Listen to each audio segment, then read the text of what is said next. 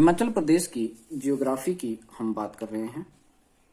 आज हम एक नया टॉपिक देखेंगे जो है कुछ एक प्रोमिनेंट वैलीज हमारे हिमाचल प्रदेश में, यानी कि हम बात करेंगे वेरियस घाटियों के बारे में जो हिमाचल प्रदेश में हमारी लाई करती हैं। देखिए, अगर हम बात करें एग्जाम पॉइंट ऑफ व्यू से, तो एग्जाम पॉइंट ऑफ व्यू से यहाँ से क्वेश्चन किस तरह का आता है ये भी हमारे लिए इंपॉर्टेंट हो जाता है। तो यहां से क्वेश्चन आपके दो तरह से बनते हैं। पहला तो लोकेशन बेस आपसे क्वेश्चन पूछा जाता है। ये हर एक एग्जाम की मैं बात कर रहा हूं जो भी हमीरपुर या शिमला जो कमीशन है उससे कंडक्ट करवाए जाते हैं। और दूसरा जो है, किसी भी वैली का कोई इंपॉर्टेंट पॉइंट है वो आपसे पूछा जाता है। ठीक है जी, कोई भी इंपॉर्टेंट पॉइंट जो है वो आपसे पूछा जाएगा। लोकेशन बेस से मेरा बोलने का मतलब ये है कि आप लोगों से जो हमने माउंटेन रेंजेस देखी, उन माउंटेन रेंजेस के अकॉर्डिंग लोकेशन पूछी जाती है। कौन सी वैली किन दो माउंटेन रेंजेस के बीच में लाई करती है। और इंपॉर्टेंट पॉइंट्स में अगर कोई वैली कोई खास, या फिर आप बोल सकते हैं कुछ एक इंपॉर्टेंट खास बात अगर उस वैली से जुड़ी हुई है या फिर कोई उसका कैरेक्टरिस्टिक्स है तो आपसे पूछा जाएगा। तो बिना किसी देरी के आइए स्टार्ट करते हैं आज का ये सेशन। सबसे पहले हम बात करेंगे चंबा के बारे में। कुछ एक इंपॉर्टेंट वैलीज जो हैं हम लोग चंबा में देखने की कोशिश करेंगे। उसके लिए हम क्या करेंगे, हमारी अप्रोच क्या रहेगी, हमने सबसे पहले एक मैप ड्रॉ करना है। कोई भी पर्टिकुलर डिस्ट्रिक्ट की वैली हम करेंगे उसमें हम उस डिस्ट्रिक्ट का मैप जरूर ड्रॉ करेंगे। ठीक है, तो कुछ इस तरह से आप लोगों को एक मैप ड्रॉ करना है। ठीक है, ये आप लोगों के सामने ये समझिए, ये आपका चंबा कुछ इस तरह से आपका दिखता है और इसी में हम लोगों ने वेरियस जो घाटियां हैं, वैलीज हैं, उनको हमने देखना है। ठीक है जी। अब लास्ट जो वीडियोस थी हमारी जिसमें हमने माउंटेन रेंजेस देखी, तो यहां पे हमने कुछ एक माउंटेन रेंजेस देखी थी। ठीक है जी, कुछ इस तरह से माउंटेन रेंजेस जो थी पैरेलली रन कर रही थी, जिसमें से एक हमने जो देखा था, यहाँ पे हमने हाथीधार देखी थी, हाथीधार जिसे हमने बोला था, और यहाँ पे हमने एक धौलाधार रेंज देखी थी। ठीक है जी। वहीं अगर हम बात करें चंबा के नॉर्थ वाले रीजन में, तो यहाँ से हमने एक माउंटेन रेंज ड्रॉ किया हुआ था, जिस माउंटेन रेंज को हम लोगों ने पीर पंजाल का नाम दिया था। ठीक है, और वहीं पीर पंजाल के अगर हम नॉर्थ में देखें तो यहाँ पे हमने ग्रेटर हिमालय जो था वो देखा था। तो ये तो होगी लास्ट वीडियो की बात। अब जो हमारा क्वेश्चन है कि लोकेशंस किस तरह से आपसे पूछेगा, तो ध्यान से मेरी बात को सुनिएगा। जो ये हाथीधार है और ये धौलाधार है, इन दोनों माउंटेन रेंजेस के बीच में हम लोगों को एक घाटी देखने को मिलती है, एक वैली, यानी कि जो आपका भटियात वाला रीजन है। ठीक है जी, ये वाली जो भटियात तहसील है आपकी, ठीक है, वो सारे एरियाज इसी में आते हैं। या डलहौजी से साउथ वाला जो रीजन है वो सारा का सारा इसी में आता है ना।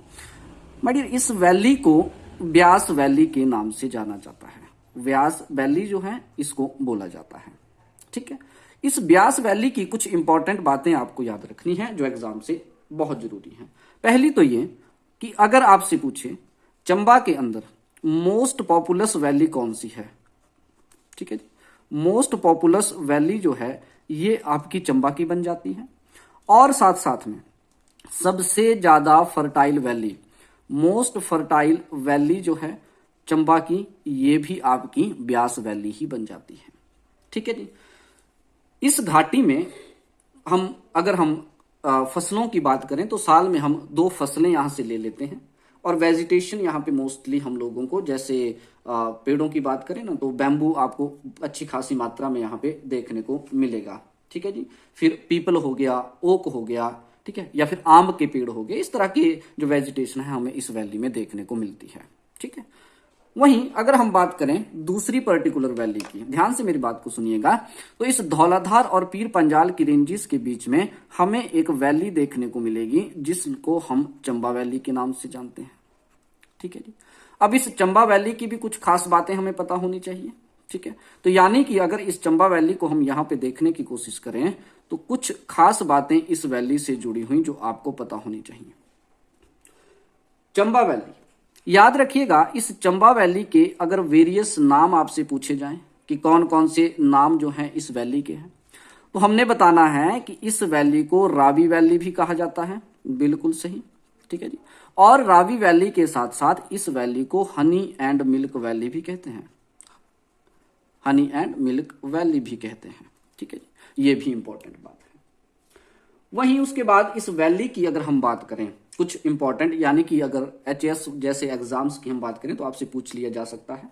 देखिए इस वैली में अगर हम हायर एलिवेशन की बात करते हैं, इस वैली के हायर एलिवेशन की बात करें, ठीक है, हायर एलिवेशन में जो वेजिटेशन हम लोगों को देखने को मिलता है, यानी कि जो ट्री हमें देखने को मिलेंगे वो हो जाते हैं भाई आपके पाइनस लॉन्गिफोलिया, ठीक है जी, पाइनस लॉन्गिफोलिया।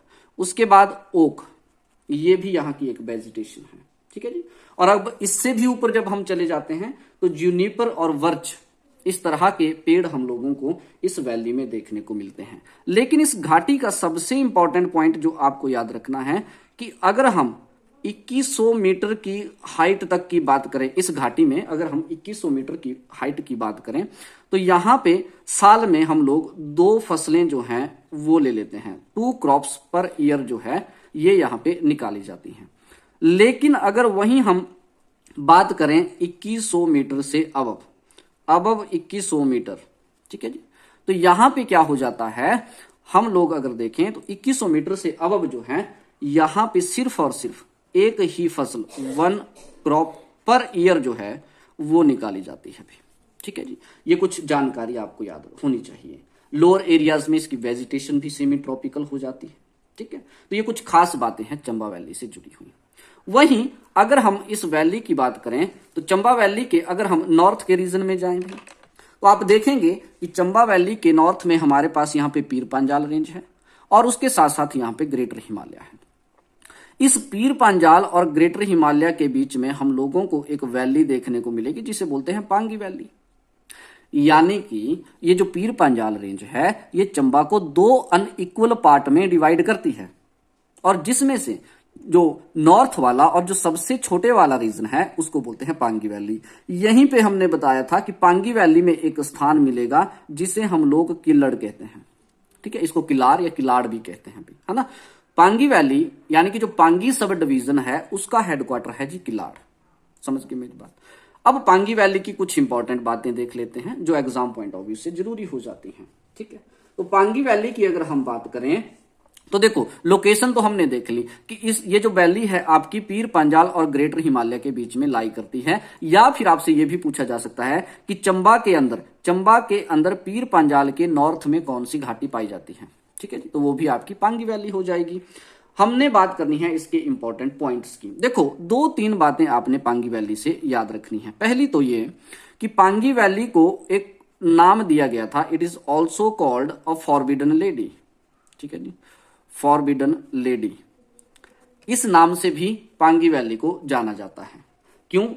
क्योंकि देखिए क्या है, अगर हम बात करें ना तो ब्रिटिशर्स के टाइम पे क्या हुआ करता था, जिस भी पर्टिकुलर ऑफिसर की ड्यूटी पांगी वैली में लगती थी उसको एक अलग अलाउंस दिया जाता था, एक सेपरेट अलाउंस दिया जाता था जिसे फ्यूनरल एक्सपेंस कहते थे, ठीक है जी। यानी कि ये इतना रिमोट एरिया हुआ करता था कि ब्रिटिशर्स को खुद पता था अगर कोई ऑफिसर गया उसका आने का कोई पता नहीं है, ठीक है जी। तो यानी कि वो अपने परिवार को ही छोड़ के एक तरह से जाता था इस एरिया में ड्यूटी देने के लिए, इसीलिए पांगी वैली को फॉरबिडन लेडी के नाम से भी जाना जाता है, ठीक है जी। और अगर हम बात करें दूसरे इंपॉर्टेंट पॉइंट की तो भाई ये जो पर्टिकुलर प्लेस है इसको हम लोग यूज करते थे किसके लिए, used as a place of banishment. ये इंपॉर्टेंट वर्ड है, याद रखना है, ठीक है जी, बैनिसमेंट, ठीक है जी, एज अ प्लेस ऑफ बैनिसमेंट जो है इसको यूज किया जाता था किसके लिए, फॉर पॉलिटिकल ऑफेंडर्स, ठीक है जी, पॉलिटिकल ऑफेंडर, यानी कि एक तरह से आप देश निकाला बोल सकते हैं, ठीक है जी। देखो सिंपल सी भाषा में मैं आपको बताऊं तो पांगी वैली जो है इसको आप हिमाचल का काला पानी भी बोल सकते हैं। तो यानी कि कोई भी पर्टिकुलर क्रिमिनल जिसने हीनियस क्राइम किया होता था, चाहे राजाओं की बात कर लीजिए चाहे ब्रिटिशर्स काल की बात कर लीजिए, तो उसको एज ए काला पानी की सजा अगर इस एरिया में देनी होती थी तो पांगी वैली में ही दिया करते थे, ठीक है जी। तो उसको पांगी वैली भेज दिया करते थे। भाई पांगी वैली में पंगवाल लोग रहते हैं, उनके जो वंशज हैं वो पॉलिटिकल प्रिजनर भी माने जाते हैं। ट्राइब्स में देखेंगे, बहुत अच्छे से डिटेल से हम लोग इन चीजों को जो है वो देखने की कोशिश करेंगे। ठीक है जी। तो याद रखिएगा, it is a place of आपका बैनिशमेंट जो है यूज किया जाता था फॉर द पॉलिटिकल ऑफेंडर्स। ठीक। अच्छा, एक और बात, यहां पे आपने एक पर्टिकुलर प्लेस देखना है जिसे हम लोग भरमौर कहते हैं। ठीक है जी, भरमौर। भरमौर में जब हम लोग मणिमहेश की यात्रा पे जाते हैं ना, उस मणिमहेश की यात्रा के दौरान हमें एक घाटी मिलती है, जिस घाटी को हम लोग मंकी वैली के नाम से जानते हैं। ठीक है जी, मंकी वैली के नाम से जिसे हम जानते हैं। तो ये थी इंपॉर्टेंट घाटियां हमारे चंबा के अंदर। ऐसी ही और इंफॉर्मेटिव वीडियो के साथ हम फिर से मिलेंगे। अभी तक के लिए थैंक यू सो मच।